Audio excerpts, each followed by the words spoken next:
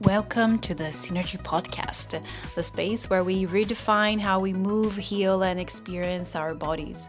My name is Arianna Montanari, a yoga teacher, soap maker, and beekeeper, and really advocate for a pain-free life driven by pleasure. Here, we break free from the unspoken rules that tell us how we should look, how we should move and feel. And through intuitive movement, self-care, and deeper connection with nature, we explore what it truly means to live without tension, pain, or limitations. So whether you're a yogi, a seeker, or simply curious about stepping into a more liberated way of living, you're in the right place. Let's dive in. Welcome to the Synergy Podcast. Today, I am sitting here virtually with Karina Gutierrez from the US. And Karina is this fire queen, so incredibly inspiring to witness. I have invited her here today because I think that we all need to hear what she has to say. She's working with some very deep layers of herself that she really manages to share with others. And I want to help her to put the message out there. Today, we're going to talk about movement, or we're going to talk about connections with our body, dance, pleasure, and really how to reconnect with ourselves, especially as women, but not only. And move through life with more pleasure, less resistance. Karina, the floor is yours. Please tell about yourself. Let us know who you are, what you have in front of you, your vision, your... Thank you. What a beautiful introduction. Thank you. I love that. Thank you. Yeah, well, I feel like it's appropriate to start with why I do this, which is because I was the opposite side. Like, I was very in my masculine, hustling all the time. I ran a private practice doing traditional therapy that was just so devoid of pleasure and devoid of my feminine embodiment. And if anyone's been there, you already know that, like, you burn out when that happens. Like, there's no sustainable way as a woman to move through life without embodying your feminine and without embodying pleasure. And as we were saying before, like, it's not a sexual thing. Pleasure is just being present. I was not very present. I was very in my head, like, and it's funny because I taught emotional regulation as a therapist, but there's a level of embodiment that I did not have. Like, I could talk about my emotions and think through my emotions and think through presence, but it wasn't an embodied reality. And therefore, it created a lot of disconnect with myself. And the way we do one thing is the way we do everything. So it started to show up in sex with my partner, where I wasn't present with him. It started to show up in business. I wasn't present with my business. I was just like going, and not like stopping and breathing and attuning to my business as like a life force of like a thing that's alive, right? So that's a little bit of my background with it. Can I ask you why, where you realized that there was a layer missing, that you were not embodied? What happened? Like, how did you know? Yeah. Because when you're not, Yeah. you don't know. It's until something happens and then you know, oh, there's something more here. Yeah, it like hides in the dark. It really, like, I think this type of work, you don't know that you're disconnected because it's so normal to be disconnected as a woman. Yes. It's so normal to be going, and especially for those of us that are mothers, for those of us that have so many roles, we're like, okay, I come last, obviously, right? I'm going to take care of everyone else. And so for me, the way that manifested was in my partnership. I was in a long-term relationship where we weren't having sex, and therefore I felt very devoid of like aliveness, because when we think of sex, I want people to start to think of that as like life force, creativity, right? And so the fact that that wasn't happening in my romantic life, I wasn't feeling very expressed and alive in business. And so I hired a tantric coach because I wanted to learn, like, how does sexual energy, like, can I take sex out of sexual energy? Can I take sex out of sex, essentially? And how do I start to utilize this like energy of life force and creativity? Because I feel really dry right now. And he taught me, God, that was the best investment of my fucking life. He just taught me. So in the Tao tradition, sexual energy is the most powerful energy we have. You can create a child, right? And if you're not actively procreating, what can you do? You can channel that into your creativity, into your health, into your vitality. I wasn't doing any of that, right? I didn't know how. So that was my intro to seeing, like, There's something here when it comes to sacred sexuality. And obviously, that was my in, but I started to notice that it wasn't just about sexual energy, it was about expression and Mm. creativity. And all of that is connected with the Shakti energy, which is the feminine energy, which I was like, this is not a part of me anymore. And I need to bring it back. So that's how it started, hiring that tantric coach. When was it on? Because you said that you were disconnected. Do you remember a time where you actually were connected to it? I'd say, oh, wow, that's interesting. Yeah. I used to dance professionally, like 18 to 21, Mm. and I was very connected to my feminine energy, my creativity, my like life force because well, dance will do that to you, Mm. right? So I was very, very, very connected, and then somewhere down the line, just like, oh, we're gonna cut that off. And do you know or do you think it was like something that gradually happened? It was gradual for sure. I think it was a combination of dance was no longer a huge part of my life anymore, and therefore I didn't have a channel. You know what? This is so funny. At the time I was dating someone and when I was dancing professionally, and I remember telling him like, "Hey, I feel like," mind you, this was a doctor. He had no concept about like spiritual things. So he thought I was crazy when I said this. But I said, "Hey, Michael, I feel like dance is my way to channel sexual energy. And I wonder how I'm going to be able to channel that if I'm no longer dancing professionally." And he was like, "What the fuck are you talking about?" He had no idea. But now I'm like, there needs to be an outlet for a woman. And for me, it's dance. But Mm. I invite all women to see, like, what is your outlet for that? Don't Mm. outsource it. It's really easy to outsource. I feel like I Mm. avoided your question. Did I answer your question? You did. You did. Yeah. Now you said something about outsourcing. Can you give us some examples, like Yeah, outsourcing. commons, common outsourcing of this? Yeah, so many. Okay, the common ones that I hear a lot of outsourcing. Okay, so one would be if we want to feel like feminine and alive, we'll point fingers at our partner and be like, "You're not taking me out to a date night. Like, why aren't you initiating? Why aren't you bringing me into this place?" That's one of them. Mm. Honestly, I think that's a really big one. In relationships, we like want the other person to make us feel Yeah. alive. Yeah. No, can't do that. What's another one? Another one, I actually heard this one recently, which is like expecting your partner to make money so that you don't have to. Like they're just Mm. gonna take care of me financially, so I'm not even gonna focus on my business. I'm not gonna focus on what I want to create because someone is gonna come and save me. This all relates to Disney. Think about like all of the Disney princesses that have been like Ah. waiting to be saved. Wait, no, what's the one? The Sleeping Beauty, where like she Yeah. literally goes into a coma Yeah. until this guy comes and kisses her and she's like, "Oh, I'm alive again." It's everywhere. Brainwashed. I will. We are definitely being brainwashed into somehow, like, not necessarily receiving, but Mm, being taken care of, yeah. That right? that's a good distinction. It's very different to It's not just receive. receiving, because receiving, you actually need to be open for it and somehow be intentional in what you're asking help for. Mhm. Taking care of is more, maybe more towards like the victim role. Like, I'm here, somebody please I help need me. it. I Yeah. need it, exactly. What am I without you? And I'm lost. And I mean, I think that we all went through this phase and we all go through these phases up and down in our Mhm. lives. So that's a very beautiful distinction that you made right there. Yeah, receiving is one Listen, of my lessons. yeah, receiving and asking for help, but poof, that's those are big ones. It hurts the ego sometimes, doesn't it? Tiny. I feel you. I feel you. Let's go back to the topic of movement. You said you used to dance professionally. So, how did your connection, your relationship to movement change through the years? So, what was it when you were dancing and what was it now? What does it represent? I think before so obviously I used movement to like get in tune with myself, my feminine expression, my feminine aliveness, my creativity. But I don't know how conscious or intentional it was.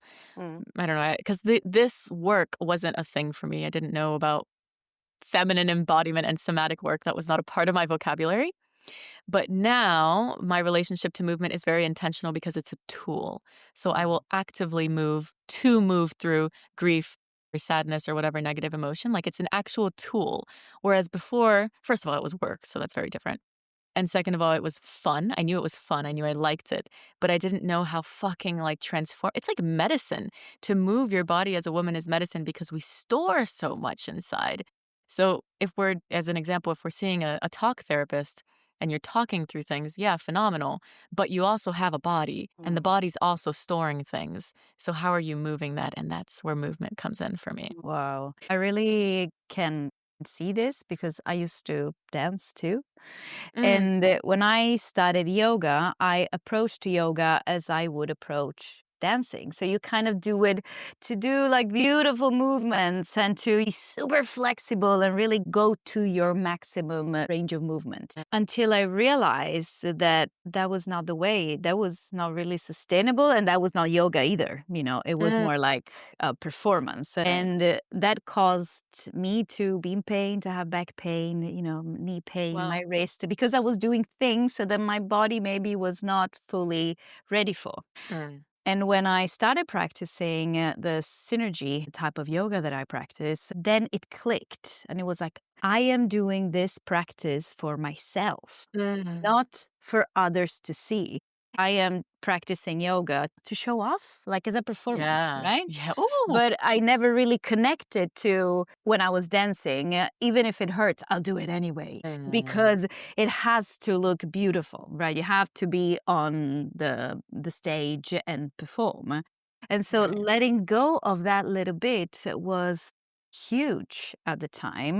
And that Wow. really changed the whole way that I approached also my body and saying no Mm. to things and maybe being a little bit more humble about it. Like, no, I'm not gonna, I don't know, do a handstand because it hurts. I'm not gonna do a back bend because it hurts. I'm gonna stick to what feels good in the body, although there was prestige connected to certain positions or movements. And so from there, for instance, that was my pivoting moment. Like, let's do this for myself. And then you start Mm. nurturing, right? And then you start moving in a completely different way with purpose, like you say. Yes. How beautiful. Yeah. No, I love that you had that distinction. I hope that everyone has that distinction because there's a very big difference between performing and actually like being. And I actually love yoga. That was one of my first loves. I think I got into spirituality via yoga actually. Mm. And And what I loved the most was that the mat became like a microcosm for how you live life. So if I perform on the mat, I'm probably performing in life. So that, right? Yeah. It's like, what? It's microcosms everywhere. Absolutely. This is so true. And this is something that you really practice decision making on the mat, right? And like you said Hmm. earlier, how you do things in one area, you do it in the same way also in other areas. Right. And that's your Hmm. pattern. So it takes time to rewire and rewire Yeah. your thoughts. Yeah. Yeah. Well, that's why I love movement. I'm glad you brought in that question because it just brings transformation and personal development so much more tangible, I guess, because you can see it like Mm. physically right there in front of you. Whereas you can't talk through things. With talk therapy, it's just like, I know I'm a psychotherapist, so I was literally trained in talk therapy, but I can talk shit about it. Like, it's not effective.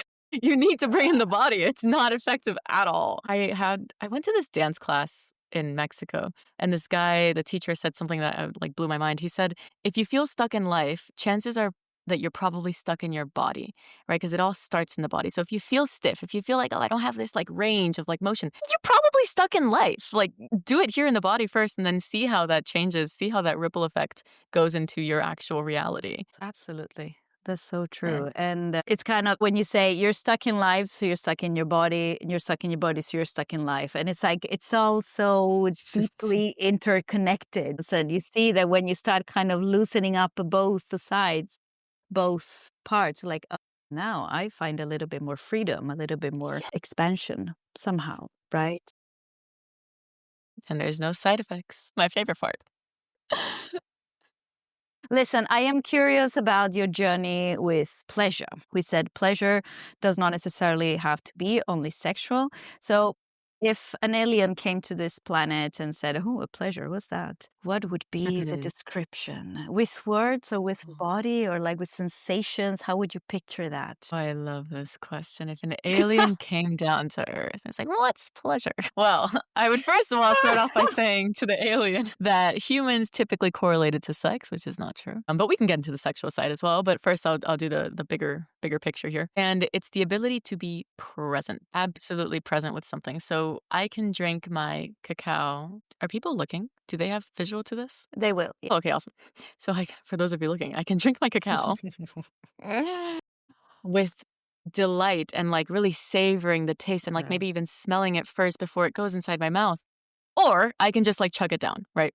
There's a difference between bringing in and it's a lot more pleasurable when I slow down and I bring in presence into it. So I think that's a really big distinction here is that it's simply presence. Relationally, when your partner comes home, do you take a moment to attune to them? And instead of saying, "Oh, hey, how was your day? What do you want to eat?" Like so fast. So like, okay, go, go, go, next thing. Did you even do you care about how their day was? Or did you just say that out of like automatic default response, right? Versus, "Oh my God, I'm so happy you're home. How was your day? What was the best part of your day? What was challenging today?" Like this level of presence, that's pleasure.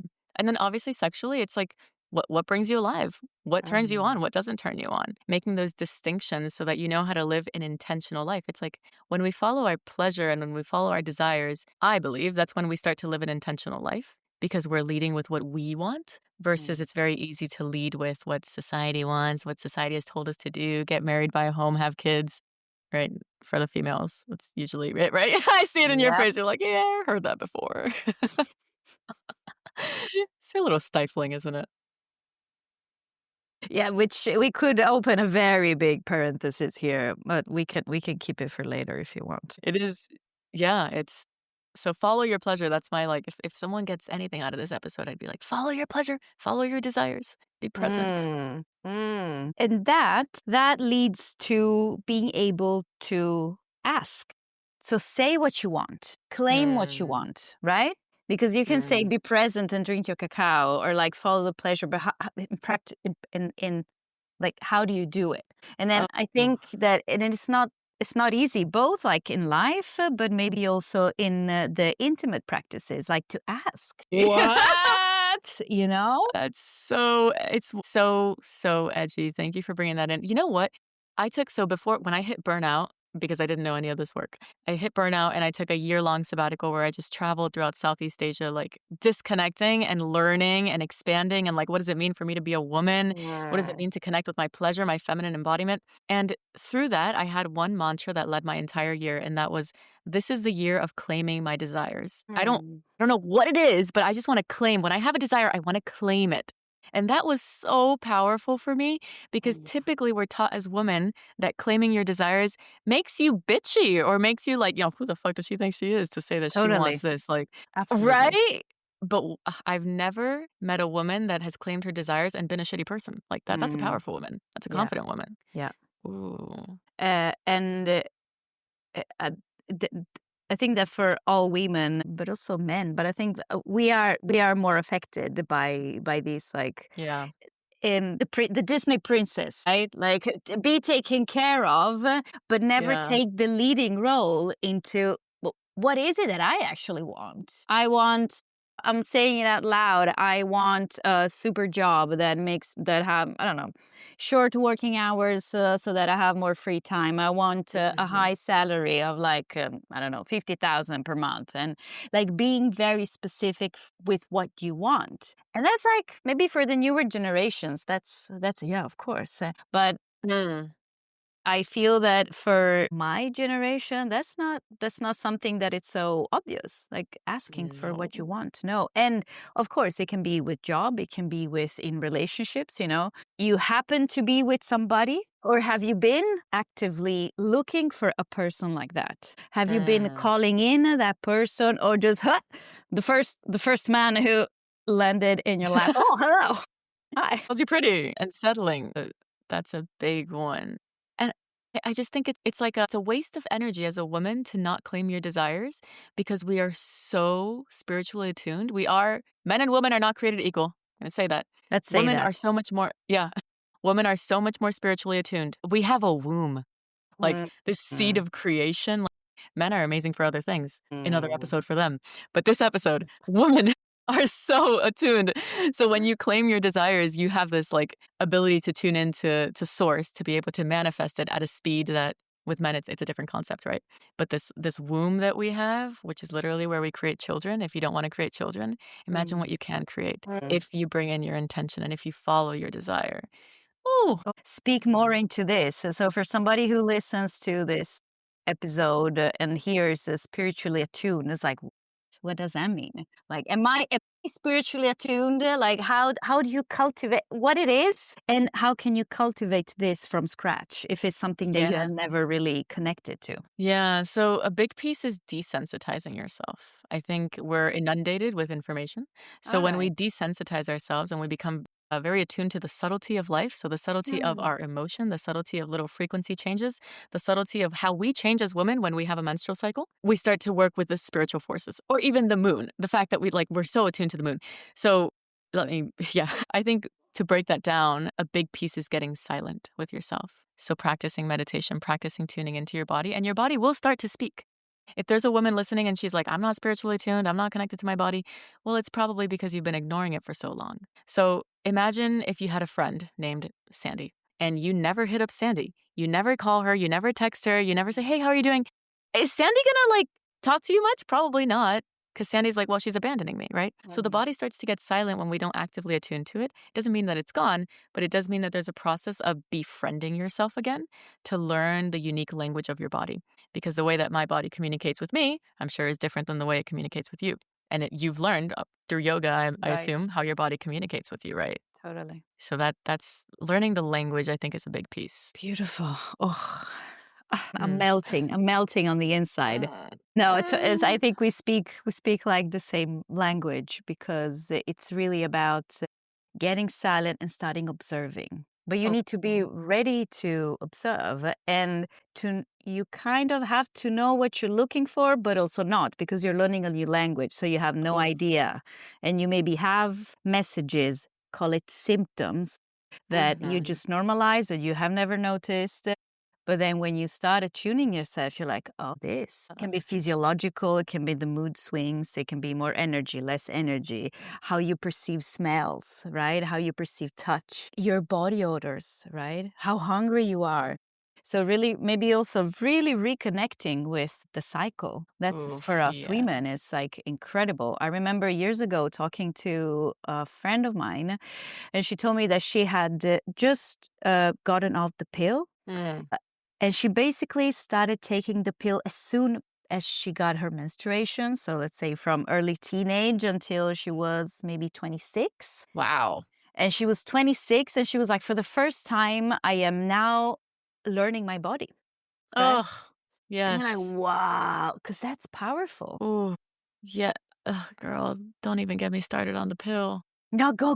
Yes, I'll get you started. Yes. It's just so not okay. It's just so like, gosh. And I think that a lot of women hide behind the pill because they say, oh, I have horrible PMDD, really bad symptoms. And I'm going to say that I believe that's a product of not attuning to your body. Your body's screaming at you. Your body's screaming at you to listen, to slow down and tune into what it needs. I had horrible fucking cramps before. I got on the pill because I as well was like, I don't want to deal with these symptoms. And then I watched a video by Teal Swan. Do you know Teal Swan? She's like, I don't know if she's still making videos. This was a long time ago. But she had a video about the menstrual cycle and about how this is a way of like rebirth and death that we go through every single month.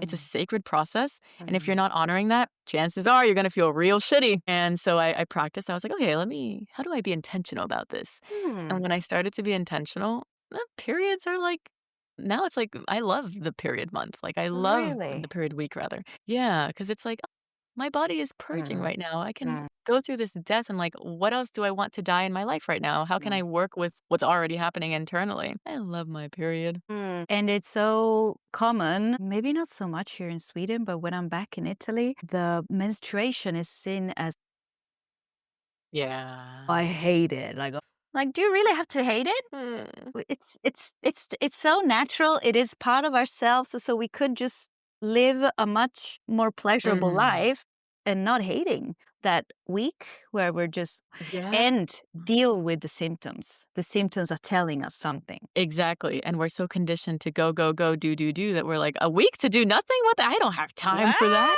But this is this is where my like woo-woo side comes in, is that what if that week of rest meant that the next week, the next 2 weeks Huh. meant catapulting your growth in ways that you wouldn't have been able to because you were stifling the fact that you needed to rest. So what if getting from point A to point B takes you to point Z really fast because you learned how to rest? Like, that's how I view my period now. Right now I'm in luteal, so the week before.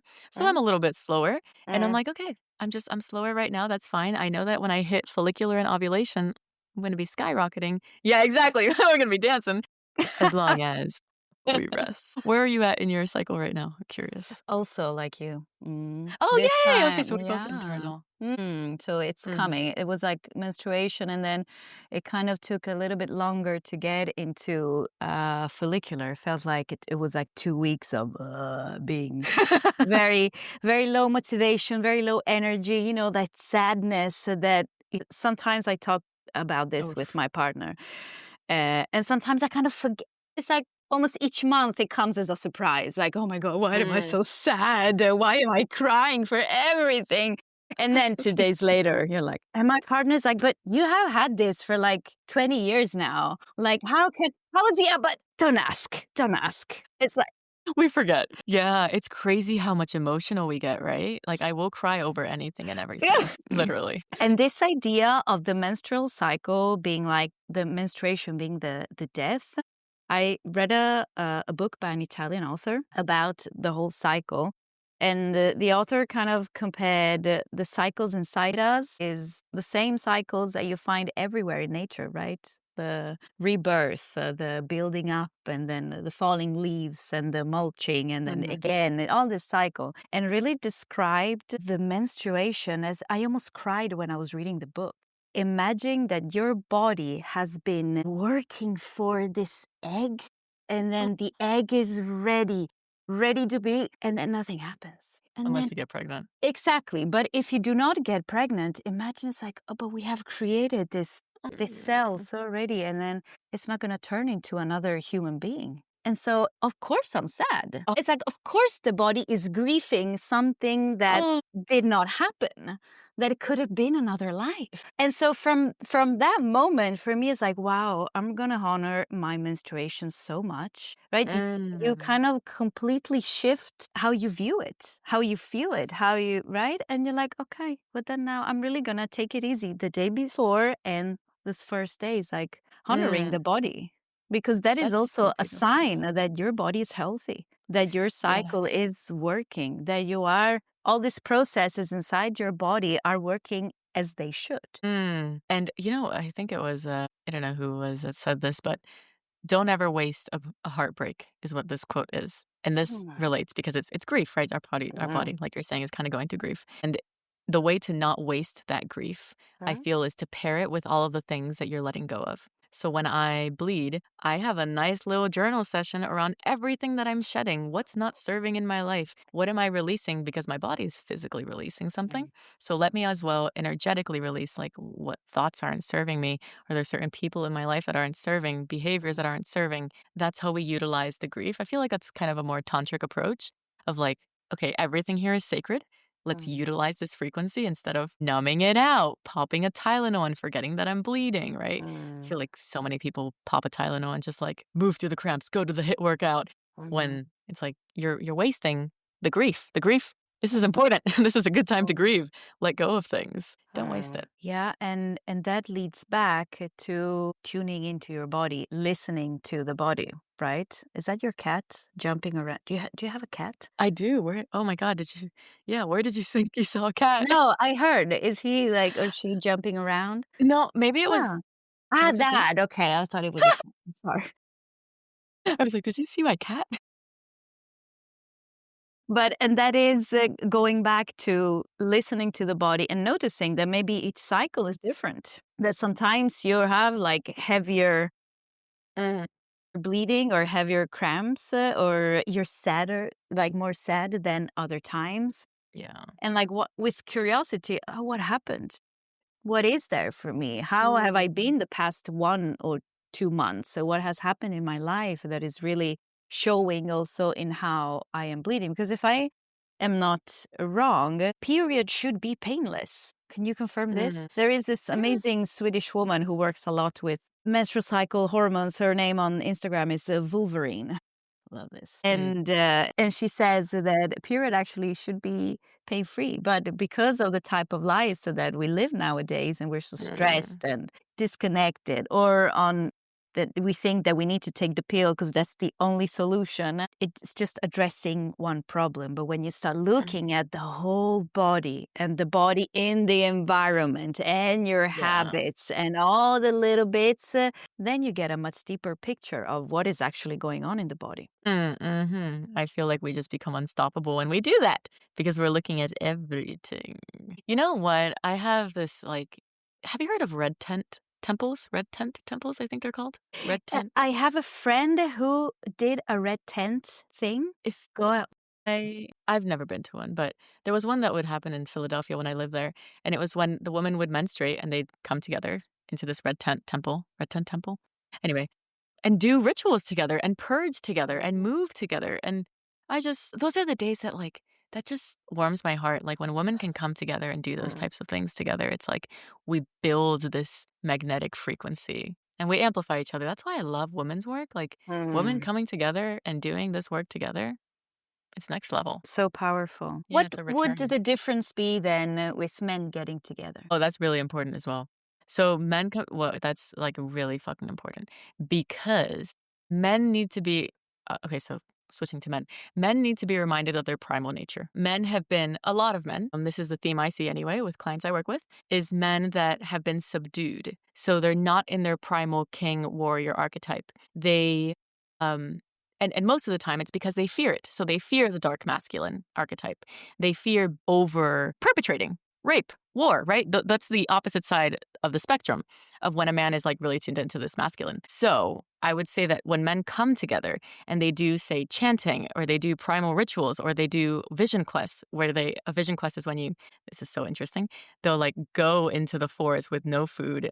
I think they take water, and it's like 3 days in the dark with like a camping thing that they have to pitch by themselves, be alone in nature, and then they come back. And it's like this, it's a rite of passage into their manhood. There's plenty of archetypes or people that have gone through this, like the Buddha definitely went through this as well. It's like, or shamans as well have to go through this initiation process of going out into the wilderness and then coming back with no support. And it's a way of like tuning into your primal masculine. That is so important for men. So important. And women want that. Tell me, do you want that, Arianna? Yeah. Provide for me, hold me, absolutely. Damn it. Just like know that there is that. We call it safety. Can we call it safety without being like, oh, the princess, save me? But that it's like a pillar. Here, I'm here to hold you. I can move freely, but I still know that I have somebody around me, holding me, witnessing me, listening. So sexy. Oh. So hot. It really is. It's just like, and because sometimes we need just somebody to maybe solve some just small practical issues that we cannot just like being the woods and provide for water, or cut this and build a little hut and do. Go ahead. and it's in their DNA. This is what they were hunting, and we were doing the gathering, picking the berries, and they were going out and slaying the whatever it was that we ate back then. So with my partner, I'm definitely the typical gatherer. I go and pick berries and the mushrooms, and I dry on the herbs and on the bees and the honey. I do. Oh yeah, that's right, the bees. Yeah, Yeah. We live super close to the forest, and it's like I have like a kilo of blueberries in the fridge, and that I have to. But you just pick them yourself? Yeah, there's so many this year. It's so cool. Wow. And we were in Italy now during July, and we would go to the secluded beaches, and he would spend hours looking for the best sticks. And why? Because he likes to train, and so sticks are very good for like gripping and mobility, and you can do a lot of things. But interesting. And then he would like maybe build a little hut. Oh my goodness, so much. And then he would be with his little knife, fixing the stick that he used. Like, look, I'm making it smoother. Sure. beautiful. This is amazing. So Do your in thing. America, I don't know, America's different. America, we have the Boy Scouts, so I guess it teaches Yeah. boys. Yeah. Yeah. Did he do Boy Scout or did Oh, like how did he yes, she did. Okay. Wow. And then he just continued being his primal self. Yeah, yeah. That's Lifestyle amazing. is Yeah. very interesting. I never looked at this side of him as the, like you're saying, the maybe more primordial side, but Mm. now very interesting to look at it through this lens. Absolutely. Very connected. Yeah. Yeah. The men used to go to war. Now they don't need to, but there's another way to channel that primal Mm, energy. And mm. him looking for his sticks and building his thing, like that's him doing it. And then he would ask me, "Can you make a video of me using this stick so that I send it to my friends?" I love it. I Oh, love yes, of course. Look, I'm using my stick. that's and you know what? Well, For the men listening that are like, "Okay, how is this even related to masculinity?" It is because what Ariana's partner is doing is tapping into a primal practice that's mm. on a DNA level, bringing him back to his ancestral days, right? To his ancestors, rather. So it's just all correlated. It's all correlated. So when for us as women, you're picking your berries when we're dancing, we're tapping back into our tribal days where we would dance with our women, where we would release with our women. It's all yeah, And it's would all bring like in pleasure, so presence at a completely different level. If I think when I pick berries, I am so into the mm, moment, right? And I think with the stick, it's the same thing. yeah. Training, climbing, and doing all these physical things. It provides that feeling of pleasure, of being present, of doing something that feels like natural for you, right? It's like, oh, of course, this is what I'm supposed to do. Yeah. What I Yeah. mean? I love this work so much, girl. It's just like, it just lights me up. It's just imagine if everyone implemented the things that we're saying and how much more alive we'd be as a society. How much more in Imagine tune. also if everybody could work in their lives with what makes them alive. Imagine what a completely different world we would live in. Less frustration, more happiness, more satisfaction, more of that. Yes, yeah, I want to help you. Yeah. Yes, let's do this. Yeah. The enthusiasm, that pleasure. That's what Mm. I'm saying. Create your life through desire and not through fear. Oh, I'm staying in this job because I'm scared that maybe I don't find anything else. What if you say, I'm longing for something else now. Let's go and see if I can. Ooh, and that little gap, that's the scary part where someone's Oh, like, yeah. there's always a gap between what you're leaving, where Mm. you're going, that little gap right there, that's Yes. where people fall. And they're like, Mm. "Ah, I can't do it anymore. Gotta go back." Mm. But if you can hold your case, our coach says it all the time. She's like, "Do you have the holding power? Can you hold this little gap before we get here?" Right? Yeah. That's been my fucking biggest lesson is that holding power. To kind of also trust, right, that you will get to the other side. And I think Mm, what I have learned through all my gaps and all these difficulties, right, or like say these changing periods, that support always comes in one way or yeah. the other. Life always shows up. If it was through travel, if you travel the world, you know exactly. Things happen while you travel. Maybe you're Oh, homeless, yeah. maybe you lose something, or you miss the train and then you don't have money anymore. You name it.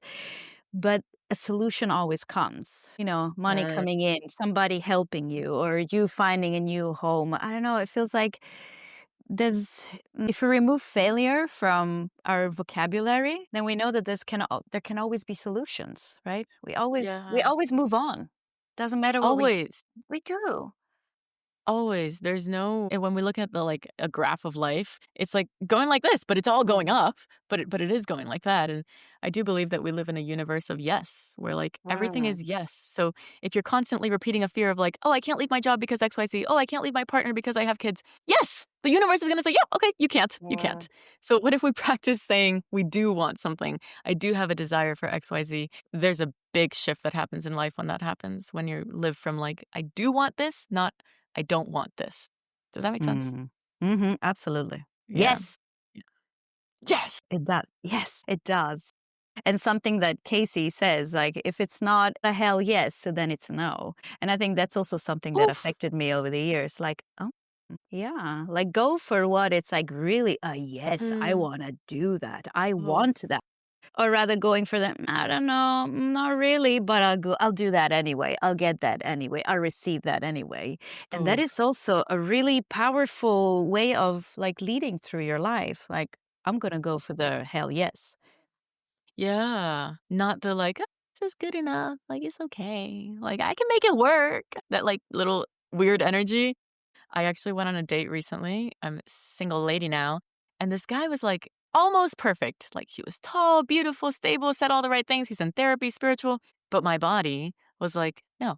Like there was there was like, things were good, but there was a no hiding here, right? And in any other era of Karina, I would have been like, oh, it's good enough. I'll continue going on this date. But I'm so attuned now to what you're saying, the full yes versus like the eh. And it's not a full yes. So I messaged him and said it's not aligned. And that's really, I think it's really important for us women to do. If it's not aligned, don't try to make it aligned. Don't Wow. try to put a square in a Mm. in a circle, like it's just not aligned. That is very powerful. It takes courage to do that. So Oof. Yeah. at the Yeah, it does. beginning, I guess that then it's a muscle that you train, and then it gets like easier and easier the more you do it. Mhm. My dear, so many juicy topics in this episode. If our listeners get inspired by your energy, your smile, your works, your words, and the way you live life, how can they get in touch with you, maybe work with you? Yes. So I have a free membership and I have a paid membership. So for those people that want to test out the work a little bit, I highly recommend going into my free membership where I have pre-recorded practices.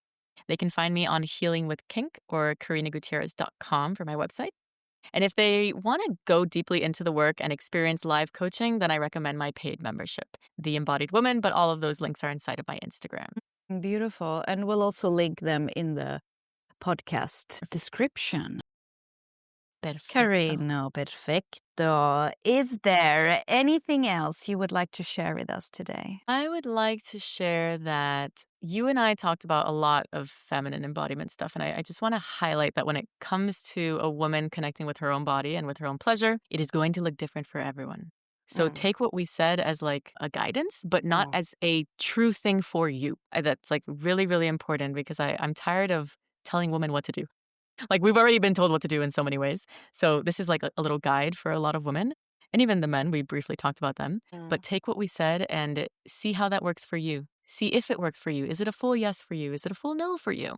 And that's how, again, we live intentional lives that are geared through our actual desires and not what we were told to do. And that looks different and unique for each one of us. So That's thank the you so beauty. much for the reminder.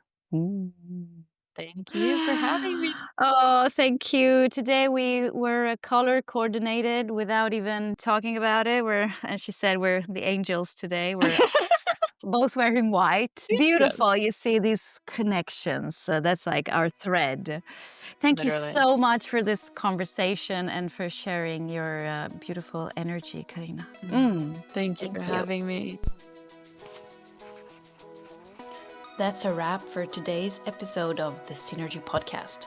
I hope this conversation sparked something within you, a new way of thinking, feeling, or moving. If you love this episode, let me know. Share it, leave a review, or connect with me on Instagram at mielestrega. And if you're ready to go deeper, check out my yoga offerings, come to a yoga class at the studio, and check out my handmade natural body products at mielestrega.com. Remember, your body is yours, your pleasure is yours, and living pain-free is possible. Until next time, move with ease and live with joy.